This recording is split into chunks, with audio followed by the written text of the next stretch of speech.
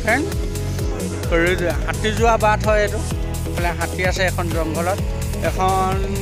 gibbon অভয়াৰণ্য হয় যোৰহাটত আৰু এতিয়া মৰিয়নি হৈ আহি আছোঁ এইখনে হ'ল গিবন অভয়াৰণ্য এনেকৈ আছে এইফালে আছে পূৰা জংঘলখন ৰ'দটো পূৰা দি আছে বৰ্তমান গিবন অভয়াৰণ্য মেইন ৰাস্তাটো পালোঁ হোলোঙা পাৰ গিবন অভয়াৰণ্য সেইটো বান্দৰ ওলমি আছে আৰু এইটো হ'ল চাৰিআলি এইফালে যায় আমগুৰি আৰু এইফালে যায় মৰিয়নি যোৰহাট আৰু এখন অভয়াৰণ্যলৈ এই ভিতৰেদি সোমাই যায় আৰু ইয়াতে থাকে ফৰেষ্ট নাগালেণ্ড